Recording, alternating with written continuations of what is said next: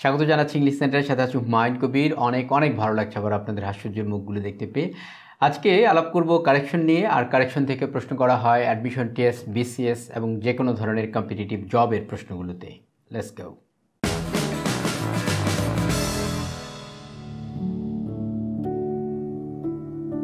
Rule নম্বর 1, আর এই প্রশ্নটি নেওয়া হয়েছে জাতীয় বিশ্ববিদ্যালয়ের 2007-8 সেশনে এই প্রশ্নটি এসেছিল। সেখান থেকে পরীক্ষা দেওয়া বোঝাতে সিট ফর, অ্যাপেয়ার অ্যাট অথবা ইন, গো ইন অথবা ফর, টেক এই ভার্বগুলো ব্যবহার করা হয়। সাধারণত আমরা জানি টেক অর্থ নেয়া এবং গিভ অর্থ দেয়া, কিন্তু পরীক্ষা দেয়া বোঝাতে টেক এবং পরীক্ষা নেয়া বোঝাতে গিভ ব্যবহৃত হয়। তার মানে এখানে দেখতে পাচ্ছেন যে অর্থের সাথে মিলছে না, উল্টা। যেমন ধরুন এখানে যে প্রশ্নটা এসেছিল সেটা হচ্ছে চুজ দ্য কারেক্ট সেন্টেন্স, অর্থাৎ এখান থেকে কারেক্ট সেন্টেন্স কোনটা সেটা আমাদেরকে বের করতে হবে। ক্যাথরিন গেইভ হার এক্সামিনেশন, ক্যাথরিন তার পরীক্ষা দিয়েছিল। বাংলা থেকে ট্রান্সলেশন করলে মনে হচ্ছে ঠিকই আছে, কিন্তু আসলে এটা গেইভ হবে না, কারণ ক্যাথরিন একজন ক্যান্ডিডেট, সুতরাং ক্যান্ডিডেট পরীক্ষা গেইভ না টেক হবে আর কি।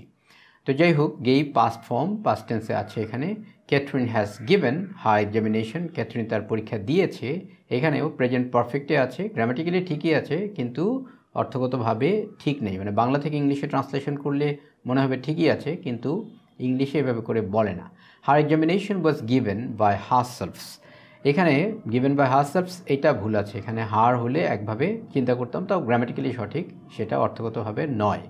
ক্যাথরিন টুক হার এক্সামিনেশন, ক্যাথরিন তার পরীক্ষা দিয়েছিল। এখানে নেয়া আর কি, তার মানে অর্থগতভাবে হয় নেয়া, কিন্তু এটাই আসলে কারেক্ট আনসার হবে, কারণ পরীক্ষা দেয়া এটা আসলে শিক্ষার্থী যখন পরীক্ষা দেয় সেটা হয় টেক, আর এক্সামিনার যখন পরীক্ষাটা নেন তখন হয় গিভ। তাহলে এখানে আমরা যেটা দেখতে পাচ্ছি সেটা হচ্ছে বাংলা থেকে ইংরেজিতে ট্রান্সলেট করলে মনে হচ্ছে ঠিকই আছে, কিন্তু বাংলা থেকে ইংরেজিতে ট্রান্সলেট করা যাবে না এখানে, কারণ ট্রান্সলেশনের মাধ্যমে সব কিছু মিলে না। আমাদেরকে দেখতে হবে ওয়ে অফ এক্সপ্রেশনটা কেমন, মানে ইংরেজরা এক্ষেত্রে কীভাবে বলে। ইংরেজরা বলে যে শিক্ষার্থী যিনি, পরীক্ষার্থী যিনি স্টুডেন্ট, তার ক্ষেত্রে হবে টেক, আর যিনি পরীক্ষা নেন বা অথরিটি বা ইনস্টিটিউশন সেক্ষেত্রে হবে গিভ। অর্থাৎ যারা অ্যারেঞ্জ করেন সেটা হবে গিভ, আর যারা পরীক্ষাটাতে বসেন পরীক্ষা দেওয়ার জন্য, লেখার জন্য, সেটা হবে টেক।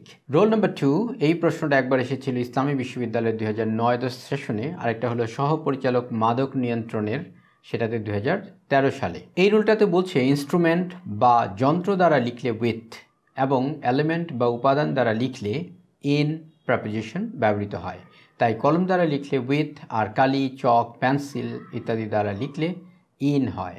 এভাবে মনে রাখুন, write with pen, write in ink, chalk or pencil, write on paper, in book. তাহলে এখানে কি বলতে চাচ্ছে কলম দিয়ে লিখলে সেখানে প্রেপোজিশন হবে উইথ, চক, পেন্সিল, তারপরে ইঙ্ক এগুলো দিয়ে লিখলে সেখানে হবে ইন, পেপার কাগজ তার উপরে লিখছেন তখন তার উপরে হবে অন, বইয়ের মধ্যে লিখলে সেখানে হবে ইন। প্রশ্নটা দেখুন, I have no pen to write, তাহলে এখানে সঠিক উত্তরটা কি হবে? এখানে বলেছে I have no pen to write with, এটা ঠিক আছে কারণ পেনের পরে উইথ হয়।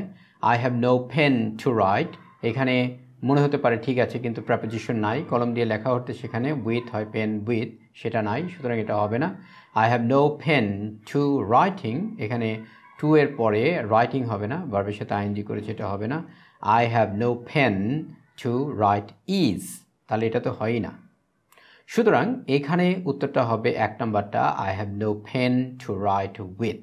রোল নাম্বার 3, এই প্রশ্নটা নেওয়া হচ্ছে ইসলামী বিশ্ববিদ্যালয়ের ডি ইউনিটে 2012-13 সেশনে একবার এসেছিল, আরেকবার এসেছিল ঢাকা বিশ্ববিদ্যালয়ে ইউনিট এ, অর্থাৎ সায়েন্সের জন্য যেটা, সেখানে 2008-9 সেশনে একবার এসেছিল।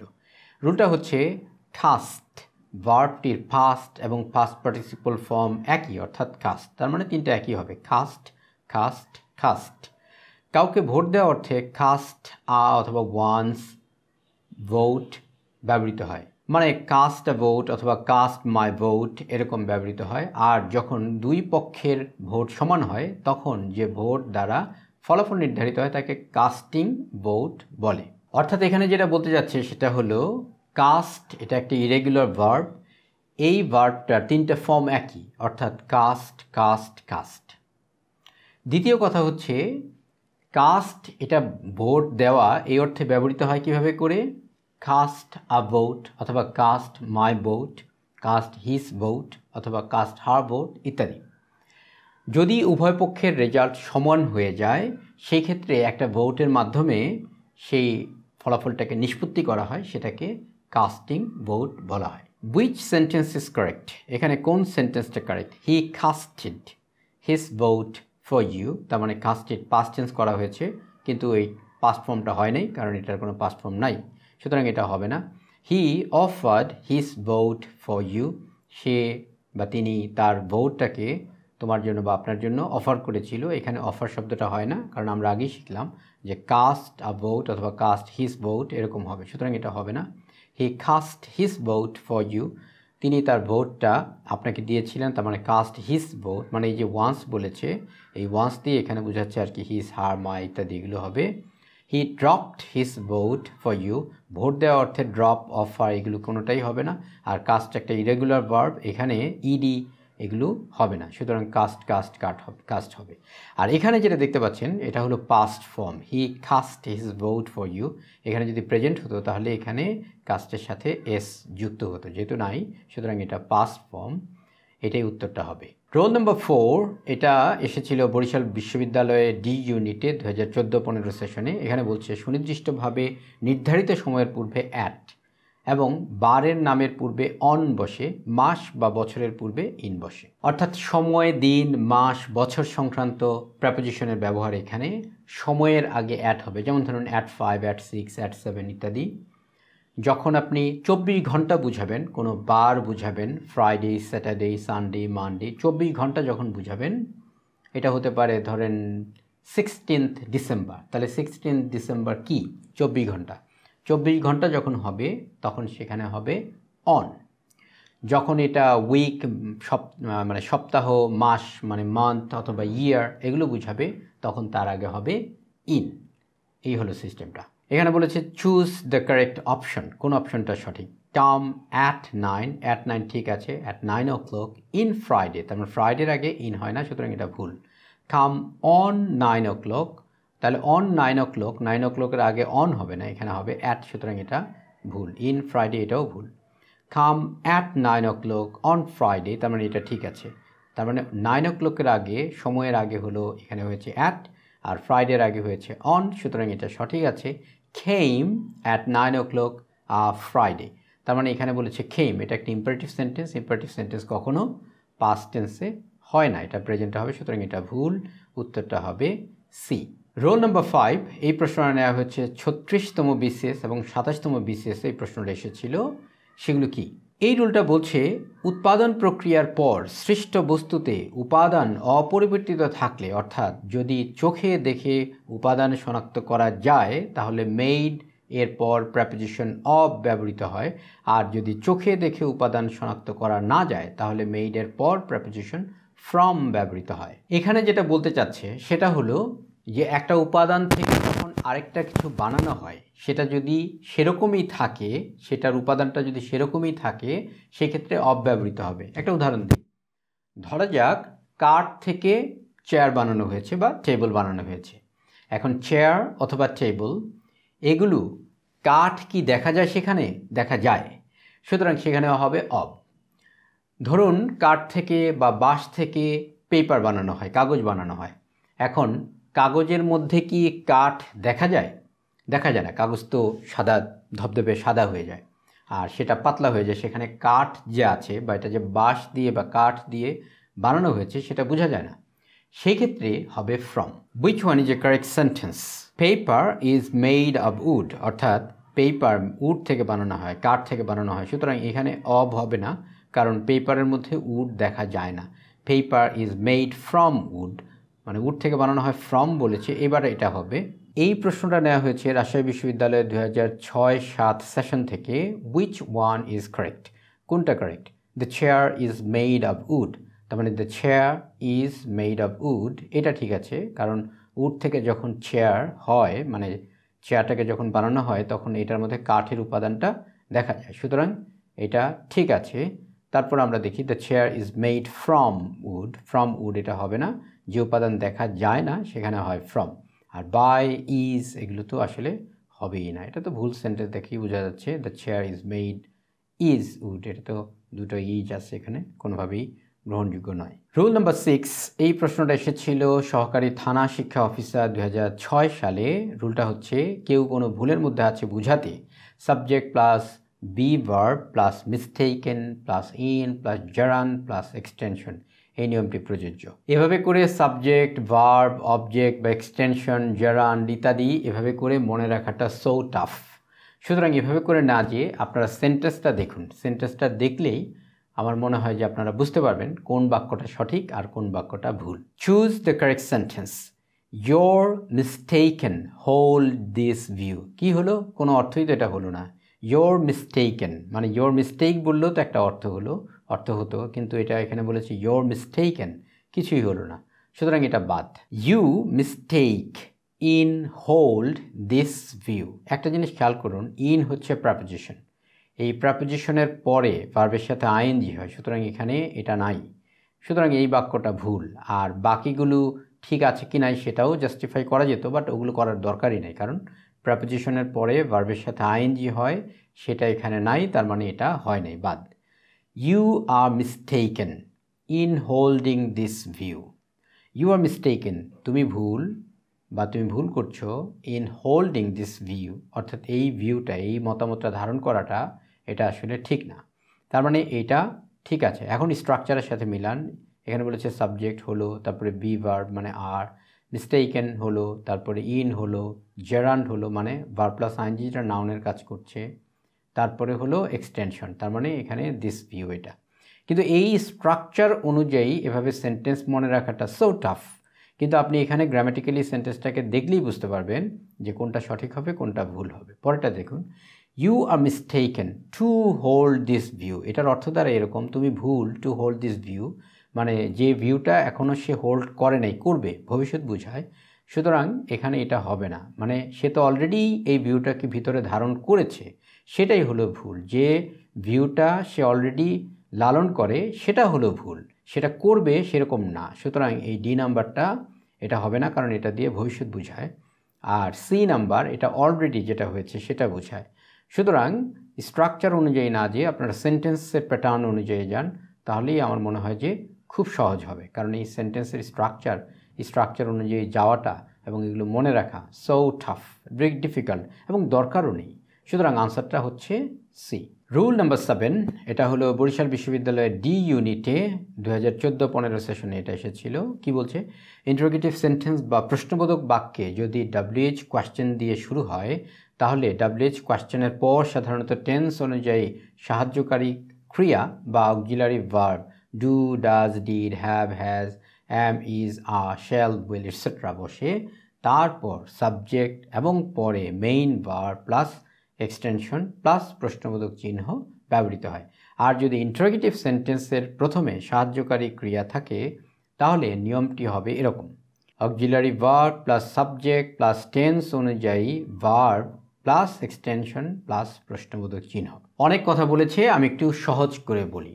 ধরা যাক আমি বলছি ওয়েয়ার আর ইউ গোয়িং, তুমি কোথায় যাচ্ছ? ওয়েয়ার আর ইউ গোয়িং, প্রশ্নটা শুরু হয়েছে WH ওয়ার্ড দিয়ে ওয়েয়ার, এরপরে কি করেছি আমরা বলেছি আর, ওয়েয়ার আর, এরপরে বলেছি কি সাবজেক্ট ইউ, তারপরে বলেছি কি ভার্বের সাথে ING, where are you going. Where do you usually go every Friday, মানে প্রত্যেকটা ফ্রাইডেতে তুমি কোথায় যাও। তাহলে এখানে কি হয়েছে? ওয়েয়ার ডু ইউ গো, তার মানে ওয়েয়ার WH ওয়ার্ড, এরপরে বসিয়েছি do, where do you go, এবার হয়েছে গো, তারপরে এভরি ফ্রাইডে, প্রত্যেক ফ্রাইডেতে যাও। তাহলে সহজ হয়ে গেল আমার মনে হয় বুঝতে। অথবা যদি বলি হাউ আর ইউ ডুইং, তার মানে এখানে how are you WH word, তারপরে অক্সিলারি ভার্ব, তারপরে সাবজেক্ট। সহজ করে বললে WH ওয়ার্ডের পরে প্রশ্ন করার জন্য একটা অক্সিলারি ভার্ব ব্যবহার করতেই হবে, এই হলো সহজ কথা। যদি WH ওয়ার্ড না থাকে, সহজ করে আমরা যদি এমনিতে প্রশ্ন করি, এটাকে বলে বেসিক কোয়েশ্চেন প্যাটার্ন, আর এটাকে বলে ইংরেজরা বলে হোয়াট কোয়েশ্চেন প্যাটার্ন, আর আমরা বলি WH কোয়েশ্চেন প্যাটার্ন, হোয়াটএভার। যদি আমি এমনিতে প্রশ্ন করি, যেমন ধরুন do you go to college regularly, do you go to office regularly, তাহলে ডু ইউ গো অর্থাৎ কী হয়েছে, প্রথমে অক্সিলারি ভার্ব, তারপরে বসিয়েছি হলো সাবজেক্ট, তারপরে বসিয়েছি ভার্ব। আমি যদি এটাকে বলতে চাই কন্টিনিউয়াসে সেটাও হয়, যেমন ধরুন are you coming to my party, আর তারপরে you coming to my party, are you coming to my party হতে পারে। এটাই বলতে চাচ্ছে ডাব্লিউএইচ ওয়ার্ডের পরে অক্সিলারি ভার্ব লাগবে, এরপরে হলো সাবজেক্ট, এরপরে হলো আপনি ভার্ব বসাবেন, কন্টিনিউয়াস হলে আইএনজি, পারফেক্ট হলে ভার্বের পাস্ট পার্টিসিপল ফর্ম, সিম্পল হলে ভার্বের বেস ফর্ম, এভাবে করে।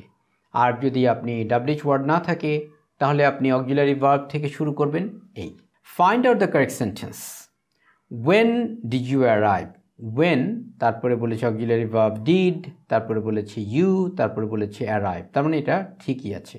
পরেরটা দেখি, ওয়েন ইউ হ্যাভ অ্যারাইভড, তাহলে ভুলটা কি করেছে, ডাব্লিউএইচ ওয়ার্ডের পরে অক্সিলারি ভার্ব বসায় না, অক্সিলারি ভার্বটা বসিয়েছে সাবজেক্টের পরে, আবার এখানে দিয়েছে প্রশ্নবোধক চিহ্ন, তাহলে হয় নাই।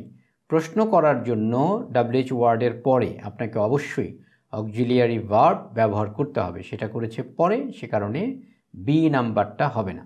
সি, ওয়েন ইউ অ্যারাইভড, তার মানে এখানে সরাসরি একটা অ্যাসার্টিভ সেন্টেন্সের আগে জাস্ট ওয়েন বসিয়ে দিয়ে প্রশ্ন করা হয়েছে, এই জন্য এটা হবে না। সুতরাং এখানে হতে পারতো ওয়েন ডিড ইউ, তারপরে ভার্বের বেস ফর্ম, যেটা প্রথমটাতে আছে।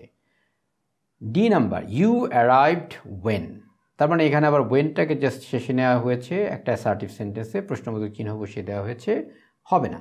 তার মানে এই নাম্বার হবে। কি বলতে চাচ্ছে তাহলে, বলতে চাচ্ছে যে ডাব্লিউএইচ ওয়ার্ডের পরে, ডাব্লিউএইচ ওয়ার্ড দিয়ে যে কোয়েশ্চেনটা করবেন আপনি, তারপরে অবশ্যই প্রশ্ন করার জন্য একটা অক্সিলিয়ারি ভার্ব ব্যবহার করতে হবে। এখন অক্সিলিয়ারি ভার্ব কোনটা ব্যবহার করবেন এটা ডিপেন্ড করে টেন্সের উপরে। এখানে যেমন পাস্ট টেন্স আছে তাই ডিড হলো, প্রেজেন্ট হলে ডু অথবা ডাজ হবে, সেটা সাবজেক্ট অনুযায়ী, ফিউচার হলে সেখানে উইল হবে, এরকম আর কি। একই রুলের উপরে আরেকটি প্রশ্ন, এই প্রশ্নটা এসেছিল খাদ্য ও দুর্যোগ ব্যবস্থাপনা মন্ত্রণালয়ের প্রকল্প বাস্তবায়ন কর্মকর্তা 2004 সালে। এই প্রশ্নটা বলছে do he have a house, যেহেতু এখানে আছে he third person singular number, সুতরাং এখানে হবে ডাজ, এটা হলো না। Does he have a house, তার কি একটি বাড়ি আছে, তার মানে এটা ঠিক আছে। Does he has a house, এই হ্যাজ এটার মূল যে ফর্ম সেটা হচ্ছে হ্যাভ, সুতরাং এখানে হ্যাজটা হবে না, কারণ এই ডাজ এটার পরে এখানে ভার্বের বেস ফর্ম লাগবে। যদিও এই দুটাই আমরা প্রেজেন্টে ব্যবহার করতে পারি, প্রেজেন্ট সিম্পলে যেমন এখানে বসেছে, ইভেন প্রেজেন্ট পারফেক্টেও ব্যবহার করতে পারি অক্সিলিয়ারি ভার্ব হিসেবে, কিন্তু এটার বেস ফর্ম হচ্ছে হ্যাভ। তারপরে do he has a house, সুতরাং এটাও হবে না, কারণ এই থার্ড পারসন সিঙ্গুলার নাম্বারের জন্য এখানে ডাজ ব্যবহার করে নাই, এখানে ভার্বের বেস ফর্ম ব্যবহার করে নাই, সুতরাং এটা হওয়ার প্রশ্নই আসে না। তাহলে আনসার হচ্ছে B number, does he have a house. Rule number 8, এই প্রশ্নটি নেওয়া হচ্ছে খুলনা বিশ্ববিদ্যালয়ের 2010-11 সেশন থেকে। এখানে বলছে ইংরেজি গ্রামারে কিছু ভার্ব আছে, যেমন allow, advice, command, compel, enable, encourage, forbid, force, implore, induce, instruct, invite, oblige, order, permit, pursuit, remind, request, want ইত্যাদি, যেগুলো বাক্যে ব্যবহৃত হলে বাক্য গঠনের নিয়মটি হবে এরকম: subject plus verb plus object plus infinitive to plus ভার্বের বেস ফর্ম। তাছাড়া বাক্যে লেট, মেক বা হ্যাভ ইত্যাদি ভার্ব যে স্ট্রাকচারটি অনুসরণ করে তা হচ্ছে subject plus verb, let, make অথবা have plus object plus bare infinitive. এখানে কি বলতে চায়, এখানে বলতে চায় একটা লিস্ট দেওয়া হয়েছে, এই ভার্বগুলো মনে রাখা ভালো, যেমন ধরুন অ্যালাউ, অ্যাডভাইস, কমান্ড, ডিমান্ড ইত্যাদি। এই ভার্বগুলোর পরে আপনাকে টু প্লাস ভার্ব ব্যবহার করতে হবে, আর যদি লেট, মেক অথবা হ্যাভ ব্যবহার করেন এরপরে ভার্বের বেস ফর্ম ব্যবহৃত হবে। যেমন ধরুন I allowed him to go there, তার মানে I allowed him to go there, অ্যালাউডের পরে টু গো হয়েছে। আবার আমি যদি বলি let me go there, let me go there, let মির পরে, লেটের পরে কিন্তু আর টু গো হয় নাই, এটাই আসলে বলতে চাচ্ছি। আপনারা জেনে খুশি হবেন ইংলিশ সেন্টারে আরও দুটো নতুন ব্রাঞ্চ চালু হয়েছে, একটা হচ্ছে বালুঘাট ঢাকা ক্যান্টনমেন্টের ইসিবি থেকে সামান্য একটু ভিতরে বাংলাদেশ এয়ারফোর্সের বেস বঙ্গবন্ধুর গেটের জাস্ট অপোজিটে, আরেকটা হচ্ছে কচুক্ষেতের আনন্দ রোডে। এই দুটো শাখায় আপনারা চাইলে সরাসরি আমার সাথে আপনাদের এইচএসসি ইংলিশ অথবা অ্যাডমিশন টেস্টের ইংলিশ, স্পোকেন ইত্যাদি সরাসরি ক্লাসে যুক্ত হতে পারেন। আর অনলাইনে আমাদের এইচএসসি ইংলিশ, তারপর স্পোকেন এবং অন্যান্য কিছু গ্রামারের উপরে কোর্স চালু আছে, সেগুলোও আপনারা চাইলে করতে পারেন। এজন্য যদি প্রয়োজন বোধ করেন আমাকে আপনারা সরাসরি ফোন করতে পারেন অথবা হোয়াটসঅ্যাপে মেসেজ করতে পারেন। নাম্বার ডেসক্রিপশনে দেওয়া থাকবে, স্ক্রিনেও দেওয়া থাকবে, সেখান থেকে চাইলে আপনারা সরাসরি আমার সাথে কথা বলতে পারেন। ধন্যবাদ। তো যাই হোক, যদি ভিডিওটি ভালো লেগে থাকে তাহলে একটি লাইক দিন, আর চ্যানেলটিকে যদি সাবস্ক্রাইব না করা থাকে তাহলে চ্যানেলটিকে সাবস্ক্রাইব করুন, আর আপনাদের বন্ধুবান্ধব বা সোশ্যাল মিডিয়াতে আপনারা এই ভিডিওটা শেয়ার করতে পারেন। পরিশেষে দেশকে ভালোবাসুন, বিশ্ব মানবতার কল্যাণে অবদান রাখুন।